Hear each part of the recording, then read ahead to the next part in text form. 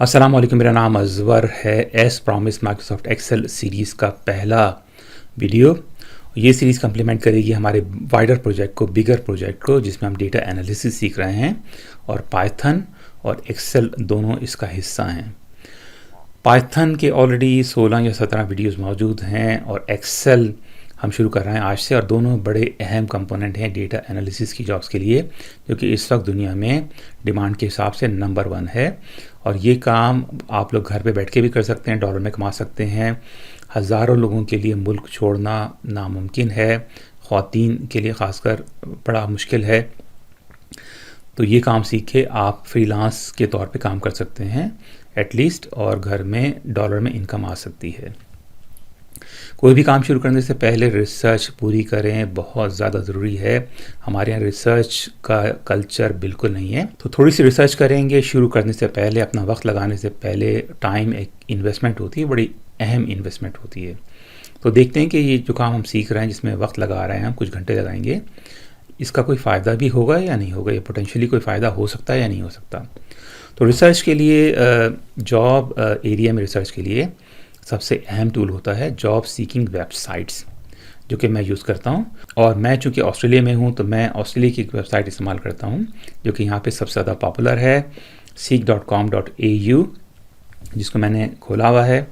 और wider project है हमारा डेटा एनालिसिस का, जिसमें पाइथन हम ऑलरेडी सीख रहे हैं। तो सबसे पहले मैंने सर्च किया है डेटा एनालिस्ट की जॉब्स को। 9510 जॉब्स हैं आज की डेट में सिर्फ इस वेबसाइट पर।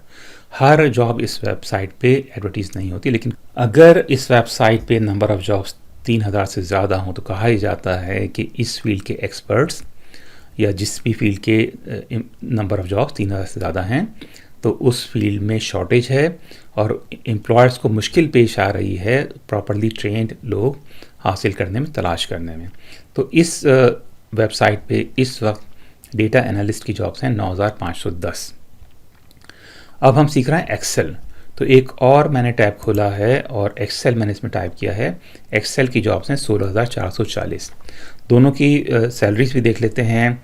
डेटा एनालिस्ट की सैलरी देख लेते हैं, जिसमें माइक्रोसॉफ्ट एक्सेल हेवीली यूज़ होता है। कहा जाता है कि a huge number of data analyst jobs only involve Microsoft Excel.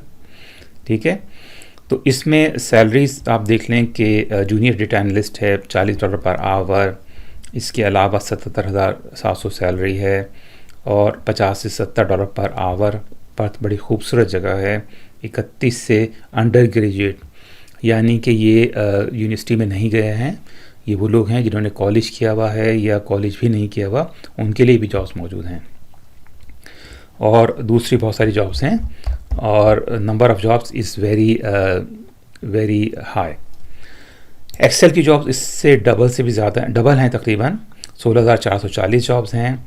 और इसमें आप देखें कि हालांकि Excel as such only data analysis के लिए इस्तेमाल नहीं होता, बल्कि दूसरे कामों के लिए भी इस्तेमाल होता है, लेकिन इसमें भी ज़्यादातर job as a data analyst मौजूद हैं। असेट डेटा एनालिस्ट, इसमें सैलरी नहीं लिखी हुई।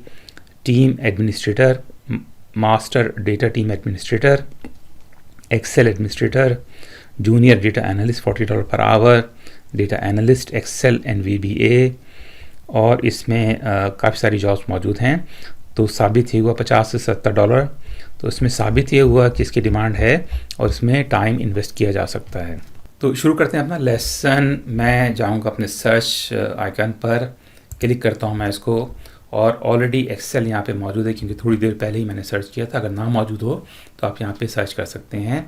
मेरे पास विंडोज़ 11 है और माइक्रोसॉफ्ट ऑफिस का 2021 वर्जन 2021 मौजूद है। कोई सा भी वर्जन मौजूद हो, बहुत से लोग शॉर्टकट बना लेते हैं। मैं क्लिक कर लेता हूँ यहाँ पे, और इस तरह का एक पेज ओपन हो जाएगा, और मैं एक ब्लैंक वर्कबुक ओपन कर लेता हूँ। तो Excel is a spreadsheet program. ठीक है, स्प्रेडशीट क्या होती है? स्प्रेडशीट एक इलेक्ट्रॉनिक डॉक्यूमेंट होता है जिसमें डेटा रोज़ और कॉलम्स में सेव होता है। तो एक इसका जो मेन हिस्सा है, मेन स्क्रीन आप देख रहे हैं कि कुछ कॉलम्स हैं, कुछ रोज़ हैं, और कुछ अहम टूल्स हैं जो कि आप हेवीली यूज़ होते हैं। ये हिस्सा कहलाता है इसका क्विक एक्सेस टूल बार, और यहाँ पे आप जो हेवीली यूज टूल्स हैं उनको ऐड कर सकते हैं। फॉर एग्जांपल मैं यहाँ पे सॉर्ट असेंडिंग और सॉर्ट डिसेंडिंग यहाँ पे ऐड कर सकता हूँ। तो ये 2 नए टूल्स ऐड हो गए हैं और इनको मैं रिमूव भी कर सकता हूँ। रिमूव कर सकते हैं इनको और ये हमारा यहाँ से रिमूव हो गए। तो हैवीली यूज टूल्स हैं जो यहाँ पे आप डाल सकते हैं। फॉर एग्जांपल सेव का बटन है, बजाय इसके कि मैं हर दफ़ा फाइल में जाऊँ या सेव एज में जाऊँ, मैं यहाँ पे सिंपली जब भी मुझे सेव करने की ज़रूरत हो यहाँ पे क्लिक करके सेव कर सकता हूँ। इसी तरह ये प्रिंट का है, इसको आप रिमूव भी कर सकते हैं, क्विक प्रिंट को रिमूव कर सकते हैं और वापस भी ला सकते हैं। ये सारी की सारी चीज़ें इसमें ऐड कर सकते हैं। तो ओपन का मैं डाल देता हूँ और मैं इसमें प्रिंट का इसमें ऑलरेडी क्विक प्रिंट डाल देता हूँ। ठीक है, तो ये क्विक एक्सेस बार है, ये कहलाता है रिबन टैब्स कहलाते हैं। ये मुख्तलिफ टैब्स हैं और मुख्तलिफ टैब्स पे आप क्लिक करेंगे तो रिबन में आइकन्स आपकी चेंज हो रहे हैं। ठीक है, तो ये मैंने अगर होम दबाया तो ये टूल्स मौजूद हैं, अगर मैं इंसर्ट में जाऊँ तो ये टूल्स मौजूद हैं। तो ये रिबन है जो कि बड़ा हैवीली यूज़ होता है। इसके बाद ये नेम बॉक्स कहलाता है ये वाला हिस्सा। इस वक्त कुछ कॉलम्स हैं ABCD के नाम से और आगे तक जा रहे हैं 1 2 3, इसके बाद थाउजेंड्स में चले जाते हैं और ये एक कॉलम का और एक रो का जंक्शन सेल कहलाता है। तो इस वक्त ये सेल एक्टिव सेल है, जो भी मैं टाइप करूँगा वो यहाँ पे टाइप होगा, या फॉर्मूला जो मैं टाइप करूँगा तो वो यहाँ पे अप्लाई होगा। ठीक है, एक स्प्रेडशीट में, एक फाइल में, अगर मैं इस फाइल को कोई नाम दे के सेव कर दूँ तो एक फ़ाइल बन जाएगी। तो एक फ़ाइल में मल्टीपल शीट्स आप डाल सकते हैं, जितनी चाहे शीट्स आप डाल सकते हैं। और उसके अलावा ये स्टेटस बार है नीचे और राइट साइड पे आप देख रहे हैं कि ये जूम स्लाइडर, इसको आप बड़ा छोटा कर सकते हैं। अब मैं इसमें करता ये हूँ, अच्छा थोड़ी सी बात समझने की ये है, यहाँ से आप राइट माउस क्लिक करके इस शीट का नाम भी चेंज कर सकते हैं। तो मैं इसको रीनेम कर देता हूँ, मैं इसको कहता हूँ डेटा-1। ठीक है, डेटा-1। तो इसमें ऑटोफिल सीख लेते हैं, डेटा एंट्री सीख लेते हैं सबसे पहले। तो अगर मैं यहाँ पे सिर्फ एक लिखूँ और उसके बाद मैं कर्सर को लेकर आऊँ अपने राइट हैंड साइड पे, तो ये एक ब्लैक क्रॉस हेयर यानी प्लस का साइन आ गया। इसको मैं ड्रैग करता हूँ तो आप देखें कि यहाँ पर नीचे तक ये एक लिखा हुआ गया, कॉपी हो गया। यहाँ पे एक ऑटोफिल ऑप्शन का टूल नज़र आ रहा है, ड्रॉप डाउन, इसको मैं क्लिक करता हूँ और फिल सीरीज़ कर देता हूँ। ठीक है, तो ये आप देखें कि इसने 1 से लेकर 22 तक के नंबर्स में कन्वर्ट कर दिए। तो इन 2 को मैं डिलीट कर देता हूँ, 20 तक रख लेते हैं। ठीक है, राइट माउस क्लिक करके डिलीट कर देते हैं और 1 से लेकर 20 तक के नंबर ऑटोफिल कर दिए मैंने, एज सिंपल एज दैट। अगर मैं यहाँ पे लिखूँ 10 फॉर एग्जांपल और उसके बाद मैं यहाँ पे लिखूँ 20 और उसके बाद मैं यहाँ पे इन दोनों को सेलेक्ट करके कर्सर को लेकर आऊँ राइट हैंड साइड पे और डबल क्लिक कर दूँ सिर्फ, तो जहाँ अगर लेफ्ट हैंड साइड पे डेटा मौजूद है या राइट हैंड साइड पे डेटा मौजूद है तो ये भी ऑटोफिल हो जाएगा और पैटर्न माइक्रोसॉफ्ट एक्सेल खुद ब खुद डिटेक्ट कर लेगा। इसको आप चेंज भी कर सकते हैं अगर चाहें तो। इसके बाद यहाँ पे मैं कुछ अमाउंट्स डाल देता हूँ। ठीक है, तो 20, उसके बाद 40, उसके बाद मैं 60, ये सपोज कर लेते हैं हमारी सेल है और मैं इसको भी सेलेक्ट करके यहाँ पे डबल क्लिक करके ऑटोफिल कर देता हूँ। तो आप देख रहे हैं कि हर दफ़ा 20 का गैप मौजूद है। ठीक, इसी तरह से अगर मैं यहाँ पे लिखूँ मंडे और इसके बाद मैं यहाँ पे इसको राइट हैंड साइड पे ड्रैग करूँ, कर्सर को देखें आप, यहाँ पे कर्सर की शेप चेंज हो जाती है। अगर मैं कॉर्नर पे लेकर आऊँ राइट लोअर कॉर्नर और उसके बाद मैं यहाँ पे ड्रैग कर लेता हूँ तो नंबर ऑफ़ डेज इसने ऑटोमेटिकली डाल दिए हैं। ठीक है, अगर मैं डेट टाइप करूँ उसमें 01 फॉर एग्ज़ाम्पल 02 1 फरवरी 2024 और उसके बाद मैं यहाँ पे जाके इस सेल में डबल क्लिक करूँ तो इसने डेट्स लिख दी हैं 1 से लेकर 20 फरवरी तक। तो ये ऑटोफिल के ऑप्शन हैं, ये डेटा एंट्री के लिए यूज़ होते हैं और ये आपको मालूम होना चाहिए। ठीक है, अच्छा अगर आप देखें कि इसमें डेटा जो है जंबल अप हो गया है, फॉर एग्ज़ाम्पल इसमें आप देखेंगे 2 हैश सिंबल आ गए और मैं थोड़ा सा इसको और जंबल अप कर देता हूँ, यहाँ से कर लेते हैं। अब ये डेटा रीड नहीं हो रहा। तो एक तरीका तो ये है कि मैं यहाँ पे कर्सर को ऊपर ले जाऊँ और यहाँ पे जब ये कर्सर की शेप चेंज हो जाए इस बार के ऊपर तो मैं इसको डबल क्लिक करके एक कॉलम को मैंने दोबारा से रीडेबल बना लिया। अंडू कर देते हैं।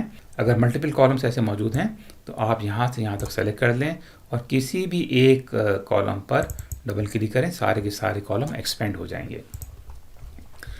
अच्छा, तो ये थे ऑटोफिल ऑप्शंस। इसके बाद मैंने आपको बताया कि एक फ़ाइल में काफ़ी सारी शीट्स हो सकती हैं और एक शीट पे काफ़ी सारे टेबल्स हो सकते हैं। तो डेटा एनालिसिस के लिए ट्रेडिशनली आप डेटा को टेबल्स में कन्वर्ट करते हैं, ठीक है। टेबल्स क्या होते हैं, और एक शीट पे अगर ये मैंने डेटा डाला है तो सिर्फ एक सेट ऑफ डेटा मौजूद है, लेकिन अगर आप टेबल रखने चाहें तो एक से ज़्यादा टेबल्स आप क्रिएट कर सकते हैं। मैं किसी भी सेल में क्लिक करता हूँ, कंट्रोल ए दबाता हूँ, तो जो डेटा हमारा मौजूद है सारे के सारा डेटा सेलेक्ट हो गया। कंट्रोल दबा के टी दबा रहा हूँ। यहाँ पे एक ऑप्शन आ रहा है क्रिएट टेबल, और माई टेबल हैज़ हेडर्स, इसमें हेडर्स मौजूद हैं, मंडे, ट्यूसडे, वेडनेसडे, थर्सडे। तो ओके कर देते हैं और अब ये टेबल फॉर्मेट में आ गया है। और इस टेबल को आप मुख्तलिफ कलर्स दे सकते हैं, क्लिक करके कुछ और भी आप चेंज कर सकते हैं। अगर आप बहुत ही हॉरिबल कलर चाहते हैं तो ये आई फील नाउजिएटिक, लेकिन इसको वापस चेंज करते हैं क्योंकि मुझे बहुत ही बुरा लग रहा है। और ये इसका डिफ़ॉल्ट कलर गालिबन इसने मेरा ख्याल है ये ज़्यादा बेहतर था, ये वाला, ठीक है। बल्कि इसको थोड़ा सा और चेंज कर देते हैं, कंट्रोल जेड करके या अंडू करके इसका डिफ़ॉल्ट कलर देते हैं, जो कि काफ़ी बेहतर है। अच्छा, आप देखें कि इसमें कुछ फ़िल्टर्स ऑप्शंस आ गए हैं। In this particular case filters काफ़ी कोई अहम काम नहीं कर रहा है, लेकिन अगर इसमें सपोज़ करें कि मैं लिखूँ मेल और इसके बाद मैं लिखूँ फ़ीमेल, और तो इसमें सपोज़ कर लें कि मैं यहाँ से यहाँ तक ट्रैक कर लेता हूँ, उसके बाद दोबारा से मैं मेल लिख लेता हूँ।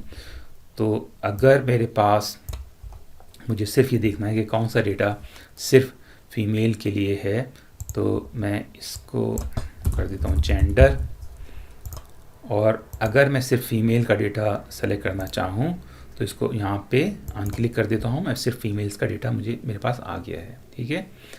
और मैं इसको सेलेक्ट करके कंट्रोल शिफ्ट और टी डालूँ तो हमारे पास टोटल का भी एक कॉलम आ गया है। इसको मैं ड्रैग कर देता हूँ लेफ़्ट हैंड साइड पर, और यहाँ पे मैं एरो एक आ गया है, यहाँ पे क्लिक करके मैं इसको सम कर लेता हूँ। इसको भी सम कर सकते हैं हम, इस डेटा को भी, और इस डेटा को भी सम कर सकते हैं। ऑफ कोर्स आप डेट्स को सम नहीं कर सकते, लेकिन हमारे पास अगर ये डेटा स्टाफ का मौजूद है, for example it does not make any sense, ये सीखने के लिए हम यूज़ कर रहे हैं, इस डेटा का कोई मतलब नहीं है, ठीक है। कुछ नंबर्स हैं, कुछ और नंबर्स हैं और डेज हैं, तो it does not make any sense, but मैं आपको सिखाना चाह रहा हूँ कि क्या क्या ऑप्शन हो सकते हैं। अब आपके पास ये एक टेबल क्रिएट हो गया, तो मैं इसको सेलेक्ट कर लेता हूँ और कॉपी कर लेते हैं और कंट्रोल वी करके पेस्ट कर देते हैं। और इसमें यहाँ पे अगर मैं यहाँ पे सेलेक्ट ऑल कर देता हूँ तो ये हमारे पास डेटा दो मुख्तलिफ जगहों पे आ गया है, ठीक है। दो टेबल्स आ गए। टेबल का नाम भी आप चेंज कर सकते हैं। मैं यहाँ पे अगर क्लिक करूँ तो टेबल डिज़ाइन में जाता हूँ और इस टेबल का नाम है टेबल 1। तो मैं इससे कहता हूँ डेटा सेट 1 कर देते हैं इस टेबल का, और इस टेबल को नाम दे देते हैं कंट्रोल टी करके टेबल बनाना पड़ेगा इसका, और इस टेबल को नाम दे देते हैं डेटा सेट 2। तो ये दो हमारे पास एक ही शीट पे टेबल क्रिएट हो गए हैं।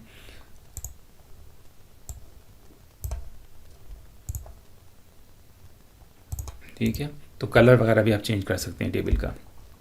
तो समझने की बात यह है कि डेटा एनालिसिस में आमतौर से डेटा सेव होता है, डेटा यूज़ होता है टेबल की फॉर्मेट में। ज़रूरी नहीं है कि हमेशा हो, लेकिन ट्रेडिशन ये है क्योंकि टेबल्स को यूज़ करना, मैनिपुलेट करना किसी कदर आसान होता है as compare to the whole spreadsheet. Of course अगर डेटा आपके पास मिलियंस में तो मुश्किल पेश आ सकती है, लेकिन आपको टेबल्स का और स्प्रेडशीट का फ़र्क पता होना चाहिए। तो ये था थोड़ा सा इंट्रोडक्टरी लेसन। उम्मीद है कि ये लेसन कुछ लोगों के लिए सूदमंद साबित होगा। अपना ख्याल रखें, ख़वातीन की रेस्पेक्ट करना सीखें। किसी भी काम को दयानतदारी से सीखना भी इबादत है, और इबादत की जज़ा अल्लाह की तरफ से होती है। मिलते हैं अगले वीडियो में। अल्लाह हाफ़िज़।